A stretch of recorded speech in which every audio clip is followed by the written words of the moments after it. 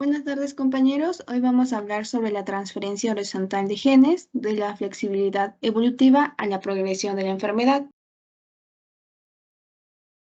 Bueno, ¿qué son los HGT? Estos son conocidos como transferencias horizontales de genes. Es un fenómeno de intercambio genético que no va a estar ligado a la reproducción. En este caso, el material genético solamente se va a transferir entre organismos sin relación de descendencia. También es un fenómeno dinámico y persistente que puede tener efectos inmediatos o retardados en el huésped del receptor.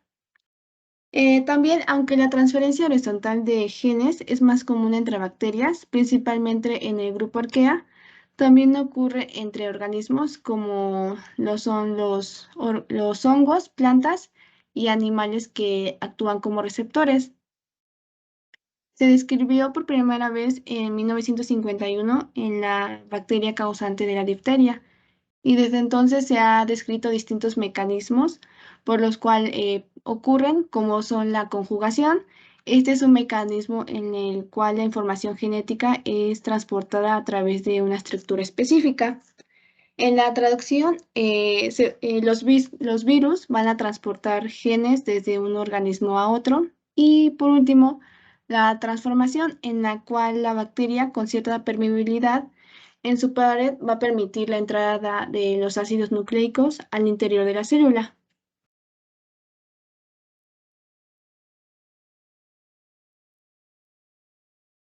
En 2015, experimentos y análisis filogénicos prueban que 145 genes extraños han entrado en el genoma humano y durante el periodo evolutivo.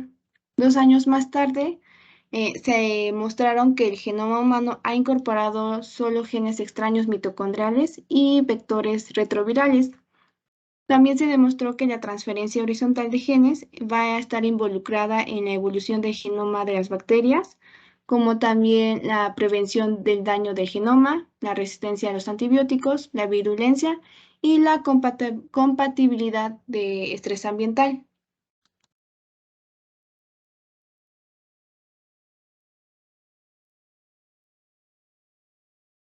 Dentro de los mecanismos de transferencia horizontal de genes en procariotas, también se involucran otros mecanismos como los agentes de transferencia de genes, los nanotubos y vesículas de membrana. En este caso, la producción de ADN recombinante se puede lograr mediante la transformación directa de ADN o ARN de un donante a la posterior integración de la materia genética a un extraño genoma de la célula receptora. Este fenómeno va a también tener un lugar en la variabilidad de la bacteria y es responsable de la transferencia de elementos genéticos móviles como también los transposones e integrones. En este caso, los integrones se van a emplear como mecanismo independiente para la transferencia de genes entre muchos genomas bacterianos, lo que va a permitir a los receptores adquirir y transportar y expresar cassette de genes resistentes a los antibióticos.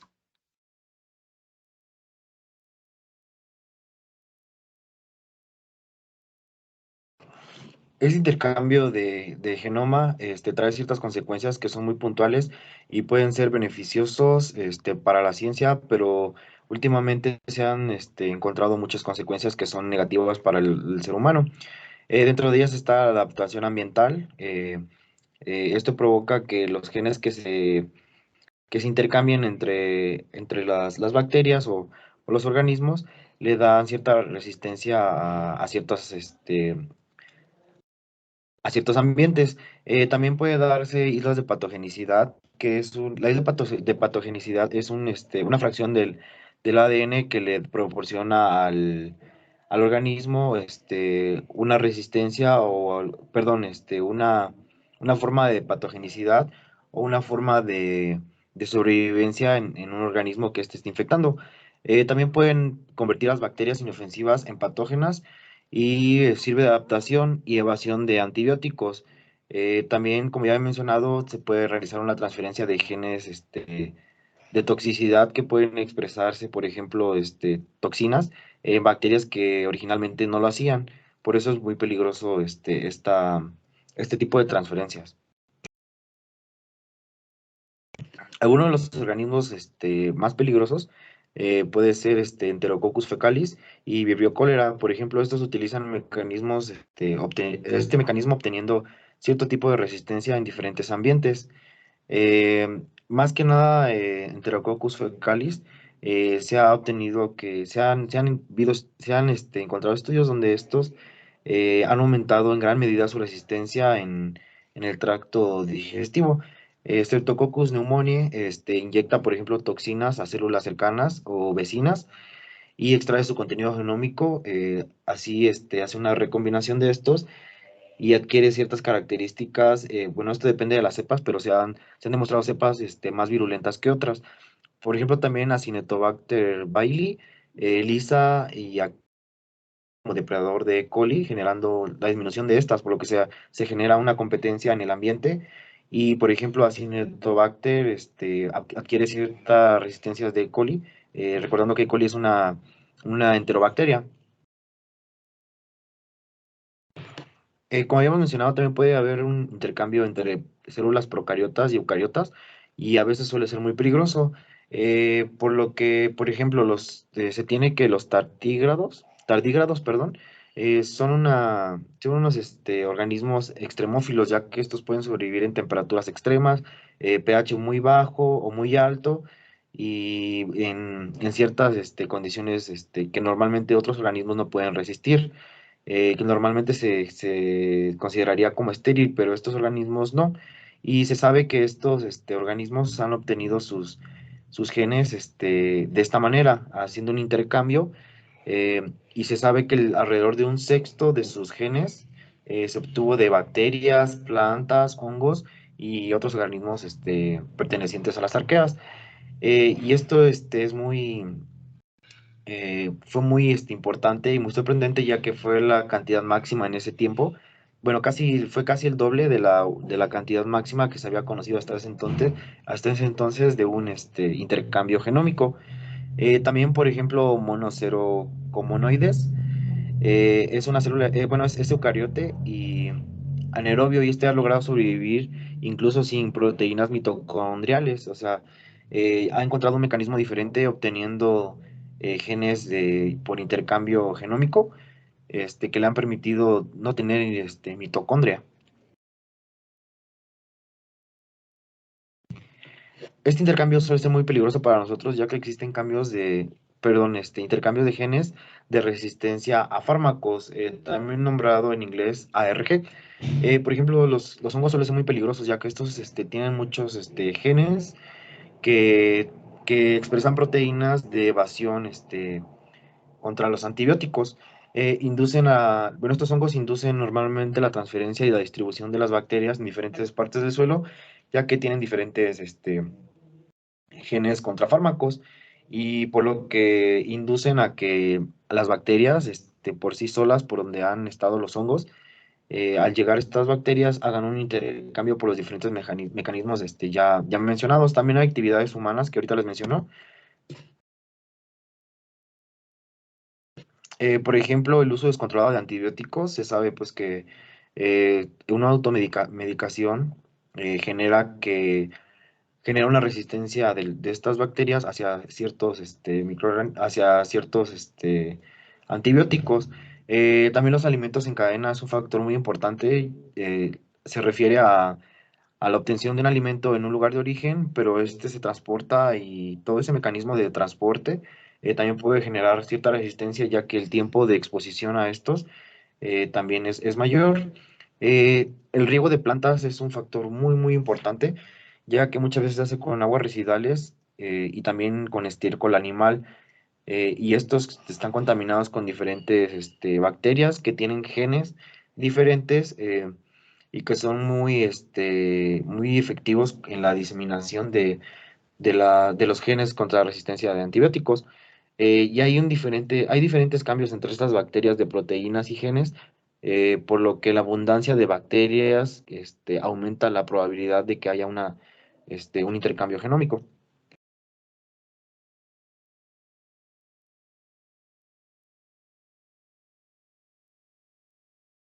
Bien, pues ahora hablando sobre el intercambio genético entre virus y eucariotes, pues bueno, se puede decir que como un subconjunto de elementos transponibles, los retrovirus endógenos se han integrado en el genoma humano mediante infecciones retrovirales de las células de la línea germinal. Esto pues desde nuestros ancestros, ¿no? Donde a lo largo del tiempo, cada retrovirus se dispersa por el genoma en cientos de miles de copias repetitivas. Bueno, no obstante, los análisis del transcriptoma de los tejidos somáticos que producen las células tumorales indican la coexistencia de los genes de elementos transponibles. Lo que implica la idea de que el transposón se expresa tanto en células somáticas como en la línea germinal. Captados en el huésped durante la evolución y con la capacidad de autoduplicarse y de movilizarse, los retrovirus proporcionan un grupo masivo de módulos reguladores de genes autónomos. Estos pues son indispensables para la regulación normal de genes y de redes de genes. Los ejemplos incluyen la regulación mediada por el P53, redes reguladoras específicas de especies, regulación de pluripotencia en células madre y la respuesta del interferón. Los únicos elementos transponibles capaces de movilizarse en el genoma humano pertenecen a un miembro del grupo de los retrotransponsones no LTR, que estos van a incluir elementos autónomos de clase 1 intercalados largos, o mejor conocidos como line 1 o L1. Además de su amplia aplicación en los procesos de regulación genética, también pues tienen su lado negativo, ¿no? Esto puede afectar negativamente a importantes redes reguladoras, resultando en condiciones patológicas. Se ha informado que 124 inserciones mediadas por el line 1 pueden causar enfermedades genéticas específicas, diferentes tipos de cáncer y enfermedades neurodegenerativas.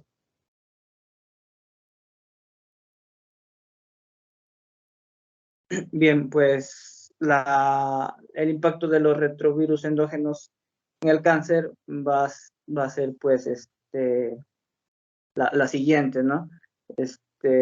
En los cánceres la sobreexpresión transcripcional de los retrovirus y del line 1 pues son frecuentes, ¿no? Durante la oncocaptación, los elementos transponibles silenciosos pueden reactivarse epigenéticamente para promover el cáncer. Se reveló pues la suficiencia, bueno, que es suficiente un único elemento transponible para activar algún oncogen y pues causar cáncer en los individuos. Los elementos transponibles en terapias basadas en células madre, como saben, las células madres son indispensables para la mayoría de las investigaciones básicas, clínicas y translocacionales, como terapia genética y en la medicina regenerativa. Sin embargo, son más amplios en la clínica y aún están limitados sus usos por riesgos potenciales debido a la inestabilidad genómica y a las preocupaciones sobre la tumorigénesis. Debido a su potencial automovilización, los retrovirus se utilizan como herramientas de ingeniería genética para introducir ADN extraño en las regiones genómicas deseadas de una célula diana.